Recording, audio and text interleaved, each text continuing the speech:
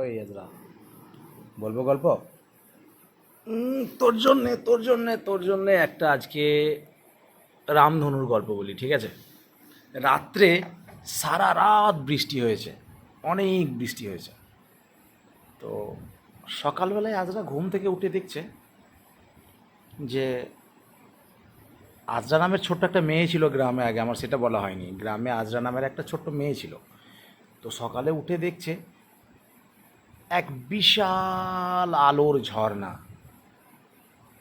বেগুনি, লাল, হলুদ, কালো, সাদা, অনেক রং, চারিদিকে খালি রং আর রং। তো সেই রঙের দিকে আজরা যেই তাকিয়েছে, আজরা মানে তুমি নয়, একটা ছোট্ট মেয়ে, যেই তাকিয়েছে, একটা মাথায় লাল টুপি পরা সবুজ রঙের একটা তোতা পাখি উড়ে এসে সামনে বসলো। বসে বলছে, তুমি কি রামধনুর ওপারে যাবে? তো মেয়েটা হেসে বলল, যাওয়া যাবে। তা বলছে, হ্যাঁ যাওয়া যাবে, চলো আমার সাথে।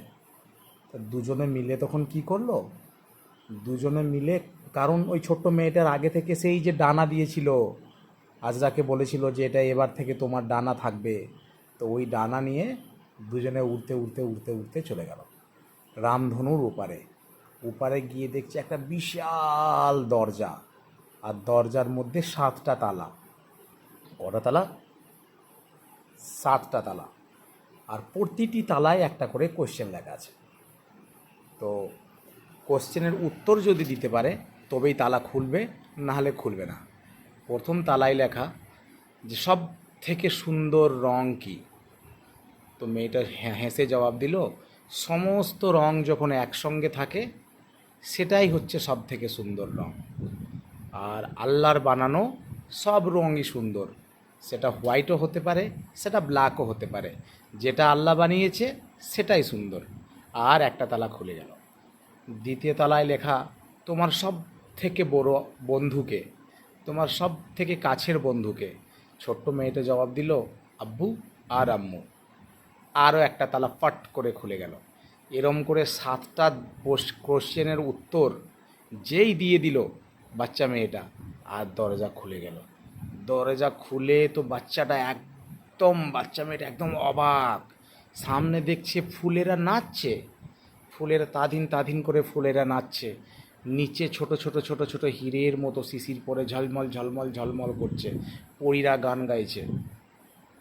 তো সেখানে বাচ্চাটা কি করলো, সারাদিন খেলা করলো, সারাদিন খেলা করলো। আর ওরা আজরাকে অনেক গিফট দিল, গিফটে পুরো ভরিয়ে দিল। গিফটে যখন ভরিয়ে দিল, সারাদিন যখন খেলা হয়ে গেল, আজরা আবার ফিরে চলে এলো নিজের বাড়ির সামনে। তো যখনই আকাশে এবার রামধনু রং আসে, আজরা বলে, এটা আমার গুপ্ত দরজা, আমি যখন ইচ্ছা এখানে যেতে পারি। আর মনে মনে অনেক খুশি হয়। ঠিক আছে, এরম করেই চলতে থাকে। তো এরম করে চলতে চলতে আজরার যে ছোট্ট খরগোশটা ছিল, সে একদিন আজরাকে বলল, আমরা কি আবার জঙ্গলে যেতে পারি? তাসকিন বলল, জঙ্গলে যেতে পারি, সেই যে বুড়ো হাতিটা আছে ওর সাথে খেলবো, অনেক যে বাঘ ছিল ওদের সাথে খেলবো, সেই দুষ্ট শিয়ালটা কি করেছে, সেই আগে যে দুষ্ট শিয়ালটা সেই ফল চুরি করে নিত হাতিদের, সে কেমন আছে দেখে আসবো। তো খরগোশ আর তাসকিন মিলে জঙ্গলে চলতে থাকলো। চলতে চলতে চলতে চলতে পৌঁছে গেল সেই জঙ্গলে রাজার দেশে, হাতির রাজার দেশে, যেখানে তাসকিন একবার একটা দুষ্ট শিয়ালকে তাড়িয়েছিল, হাতিদের ফল চুরি করছিল, সেখান থেকে সাজা দিয়েছিল। সেই দুষ্ট শিয়ালটা কি করেছিল, একদিন গ্রামের ভিতরে নীল রঙের একটা বালতিতে পড়ে গেছিল। নীল বালতিতে পড়ে গেছে, ওর সমস্ত গায়ের রং না হঠাৎ করে নীল হয়ে গেছে। ও নিজের দিকে তাকিয়ে দেখছে, আমি নীল, তাহলে আমি এবার বনের রাজা হয়ে যাব। এখন তো তাসকিন আর জঙ্গলে থাকে না, এবার আমি বনের রাজা হয়ে যাব। বনে এসে বলছে, আমি বনের রাজা, বাঘ নয়, এবার থেকে তোরা আমার সামনে ঝুঁকবি, আমি যা বলবো তাই শুনবি, কারণ এবার থেকে আমি বনের রাজা। তো বন জঙ্গলের পশুরা তো এ কালারের কোনো দিনই কোনো পশু দেখেনি, তারা সবাই শিয়ালকে জঙ্গলের রাজা বলে ধরে নিল।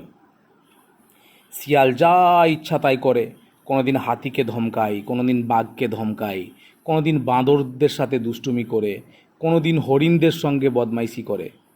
তাসকিন এসে দেখলো এটা তো শিয়াল, এর গায়ের কালার নীল হয়ে গেছে বলে এই জঙ্গলের রাজা মনে করছে নিজেকে।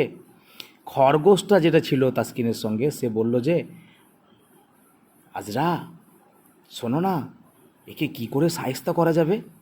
আজরা বুদ্ধি লাগালো যে একে তো শায়েস্তা করতেই হবে। খরগোশটা আর আজরা দুজনে মিলে নদী থেকে এক বাকেট পানি ভরে আনলো। যেই রাত্রেবেলায় শিয়ালটা ঘুমাচ্ছিল, আর দুজনের মিলে ওর উপর হাপুস করে সব পানি ঢেলে দিল, আর শিয়ালের গায়ের রং আবার যেমন ছিল তেমনি হয়ে গেল। আর বাকি সমস্ত জন্তুরা ওকে ধরে মার মার মার মার, এত মেরেছে, বলছে ছেড়ে দাও, আর কোনো দিন করবো না, আমাদের ভুল হয়ে গেছে, ছেড়ে দাও, আর কোনো দিন করবো না। তারপর থেকে শিয়ালকে আর জঙ্গলে কোনো দিন ঢুকতে দেয়নি। আবারও একবার তাসকিন জঙ্গলের হিরো হয়ে গেল।